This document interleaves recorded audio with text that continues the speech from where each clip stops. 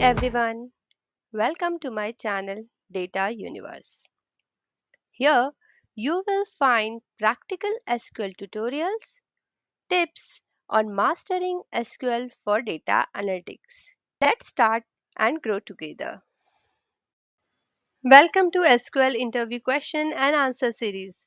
This is part 4. Here we will cover following questions and we will practically solve each question in detail. I have created PDF of this practical which you can refer and practice. You will get link in the description. Give 20% salary hike to employees who has completed 5 years of service in the organization. Here the employee table is given which has ID, name, department, date of joining and salary columns.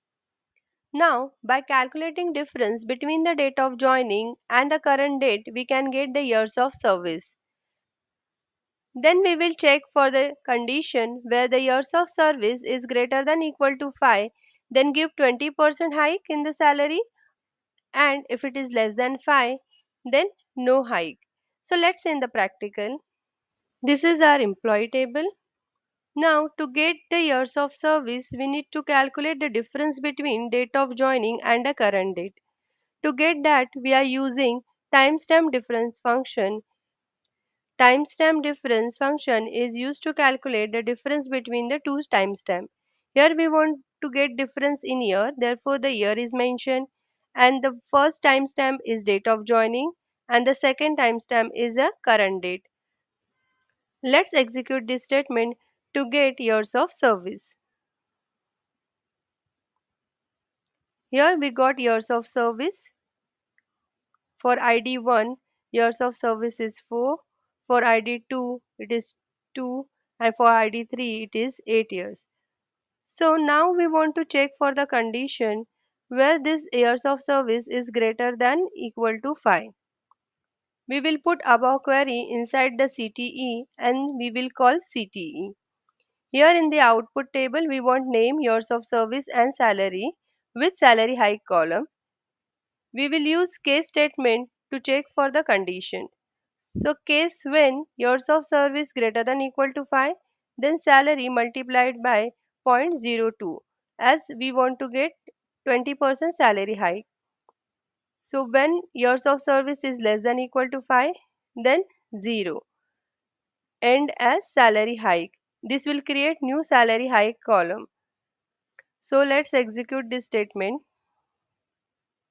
So in this way we got new column salary hike where 20% salary hike is mentioned for the employee who has years of service greater than 5. For the employee C, years of service is 8, salary is 70,000 and therefore he got increment of 20% which is 1400. Similarly, for the employee F, years of service is greater than 5 which is 6 and whose salary is 30,000, therefore he got 600 salary hike. So in this way we can use the timestamp difference function to get the date differences, and we can use the case statement to check for the multiple condition to get the required output. Find cumulative sum or running total of revenue for each product category. Here product table is given which has product ID, product category, product name and revenue column.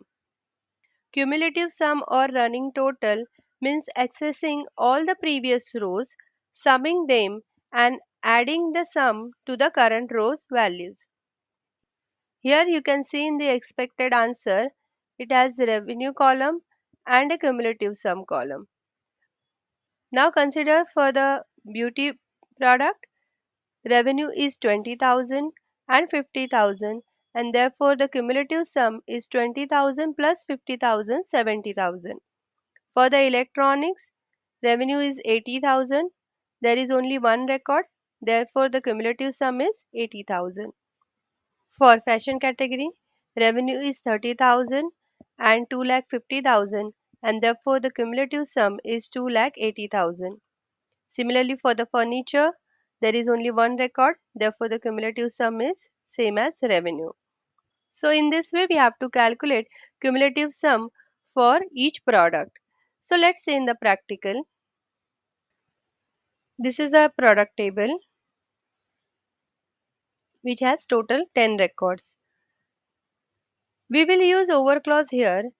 Over clause is used with some function to get aggregated values over a group of rows referred as window. Here we have to calculate cumulative sum on revenue column. Therefore, revenue column is mentioned inside the sum function, and we have to calculate for each product category. Therefore, the partition by product category is mentioned inside the over clause. So the statement is select everything sum of revenue over partition by product category order by product ID as cumulative sum from product. Let's execute this statement. Therefore, the cumulative sum for the beauty product is 20,000 plus 50,000, 70,000. For the electronics, it is 80,000.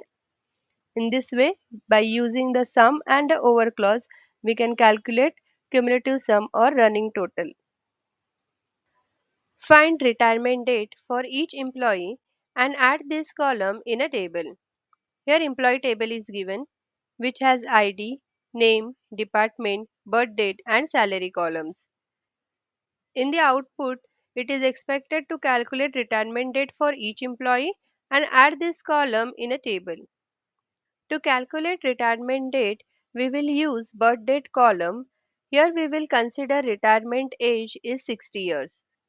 So to get retirement date, we will add 60 years in the birth date, and to do this we will use date add date function, which adds date or time interval in a date and returns a date.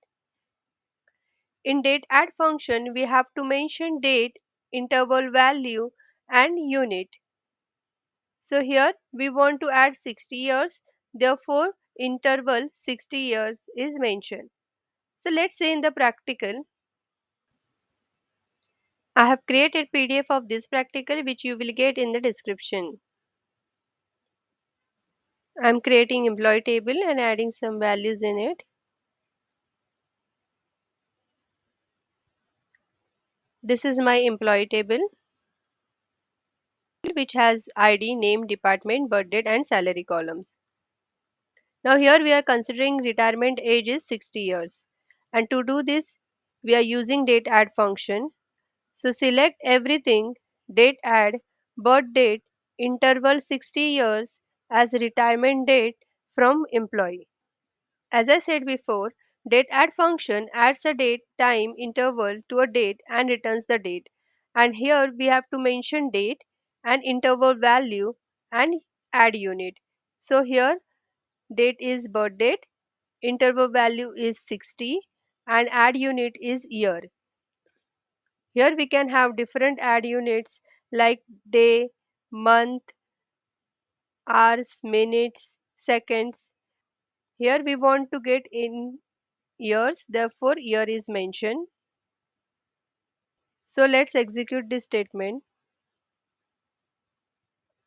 So here we got retirement date for each employee. These changes are not made in the table.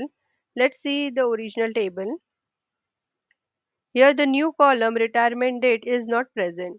So to do this, we will first create a retirement date column using alter table command. Alter table employee, add column retirement date, and we will give data type as date.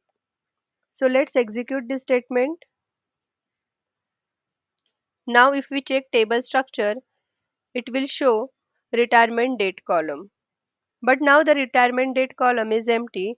To update this column, we will use update employee set retirement date is equal to date add birth date interval 60 years. This will add 60 years in a birth date and will give date. So let's execute this statement. Now if we check the table, it will show retirement date column. So in this way, by using date add function, we can add date or time interval to given date and can return a date. Pattern matching using like operator in SQL.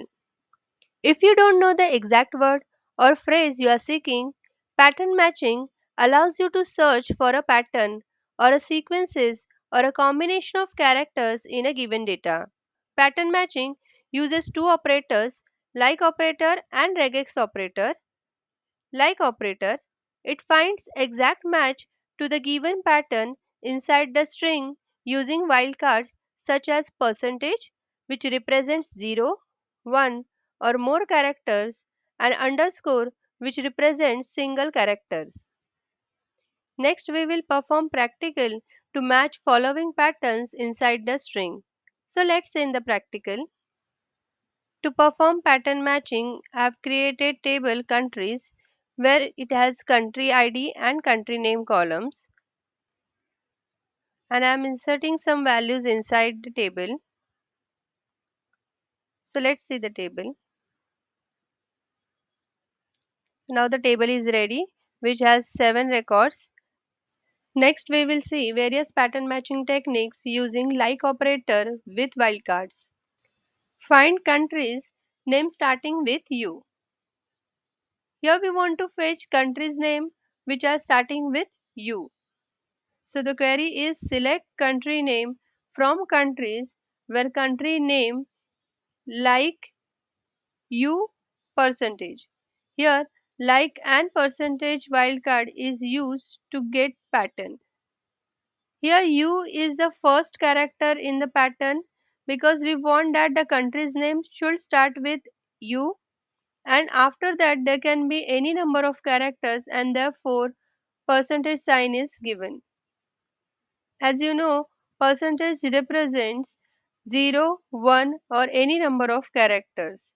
So let's execute this statement. So in this way we got United States and United Kingdom countries whose name is starting with U. I hope this is clear. With next is find country's name ending with A. The query is select country name from countries where country name like percentage %A. Here percentage %A is used. It means that string should end with A and it can have any number of characters before A. So let's execute this statement. So here we got country's name ending with A as India, Russia, China. Next is find countries with S anywhere. So the query is select country name from countries where country name like percentage %S percentage. It means that the string can contain S anywhere. It can be in the beginning or in the end or it can be in between. So here we will get country's name which has S. Let's execute this statement. So here we got countries United States and Russia which has S in their name. Similarly, we can give multiple characters. Find country's name with in anywhere. So select country name from countries where country name like percentage in percentage. It means that string can contain in the beginning or in the end or in between. So let's execute this statement. So here we got output India which has in the beginning, China which has in between, and United Kingdom which has in between. So in this way we can search multiple characters in a string. Next is find country's name with n in second place. Query is select country name from countries where country name like underscore n percentage. Here underscore represents single character and in the second place we want n, therefore n is written, and percentage represents any number of characters. So let's execute this statement. So here we got countries with N in the second place: United States, India, and United Kingdom. Next is find country's name start with U and end with M. Select country name from countries where country name like U%M. As we want to search country's name which starts with U, therefore U is the first character and ends with M, therefore M is the last character. And in between there can be any number of characters and therefore percentage sign is given. So let's execute this statement. So here we got country name which starts with U and end with M. Next is find country's name starts with F and has at least 4 characters in length. The query is select country name from countries where country name like F, and here I have given 4 underscore and percentage sign. As country name should start with F, therefore first character F is given and then it should contain at least 4 characters and therefore 4 underscore is mentioned and percentage. So let's execute this statement. So here we got country name which is France, which starts with F and it has at least 4 characters. Next is find country's name that do not start with U. Sometimes we may need to search string which do not have certain characters. That time we will use not with like. So select country name from countries where country name not like U percentage. As we want to search countries which do not starts with U, U is the first character mentioned and percentage represents any number of characters. So let's execute this statement. Here we got countries name which do not start with U. India, Russia, China, German and France. So United Kingdom and United States are not mentioned here. In this way we can perform pattern matching using like operator with wildcards, percentage and underscore. Explain primary key in SQL. Primary key in SQL uniquely identifies each records in a table. Whenever we are assigning any column as a primary key, it must contain unique values. That means the column cannot have duplicate records in it. Also, it cannot contain null values. It means we cannot keep records empty in this column. Next very important point is a table can have only one primary key. That means we cannot create multiple primary keys on a single table. Also, it can consist single or multiple columns. It means we can create primary key using single column or we can create primary key on a group of columns. Next is it automatically creates clustered index on the table which will help to retrieve data faster. We will perform practicals on each point. So let's say in the practical. Here I have created student records table which has ID, name, branch and email ID columns. Here I am assigning primary key to ID column to ensure that all the values in this ID column are unique and it cannot have any null values. So let's execute this statement. And if we describe this student record table, it will show that the primary key is assigned to ID column. Now the question may come, why I have created primary key on ID column? Because if I select name column, there is a possibility that the students may have same name. If I select branch column, again the student can have same branch. Next is email ID. Yes, email ID is a unique record, but there is a possibility that the student may not enter their email ID. And as you know, the primary key should always contain unique records and they cannot have null values. Therefore, I have created primary key on ID column. Let's insert some values in the table. Now the table is created. First, we will try to insert duplicate record in ID column. As ID 1 is already present, we will try to insert 1 in ID column and we'll see whether it will allow or not. So let's execute this statement. No, it is not allowing. It is giving error that duplicate entry 1 for key student records. It means that we cannot enter duplicate records in ID column as it is defined as primary key. Let's try to insert ID with unique value 5.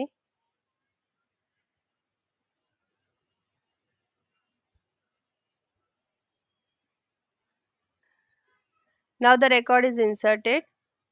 We can check in the table. Yes, the new record 5 is inserted. Next, we will try to keep ID column empty. Here we will try to enter only name, branch and email ID. Let's execute this statement. It is giving error that field ID does not have a default value. It means that we cannot keep ID column empty. Let's try to insert value with ID.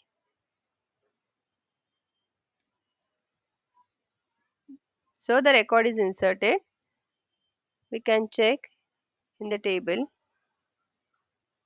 Yes, the record ID 6, new record is inserted. It means that we cannot keep ID column empty or null as it is primary key. Next is there can be only one primary key in a table. Let's try to assign another column as a primary key. Alter table student records, add constraint name, primary key, email ID. Let's execute this statement to see whether it will allow to create one more primary key. It has given error that multiple primary key defined. That means it is not allowing to create another primary key. Next is we can create primary key using single column or using group of column. Here we will use two columns ID and name to create primary key. So let's execute this statement. It is executed successfully. In this way we can use multiple columns to create primary key. Next is whenever primary key is created in a table, cluster index is automatically created. Let's check that using show index from table name. Let's execute this statement. Here you can see on the student records table, B-tree index is automatically generated. So primary key automatically creates clustered index on a table which will help to retrieve data faster. Your likes in this video motivates me to create more valuable content. Please subscribe the channel, like the video and press bell notification to learn more SQL concepts.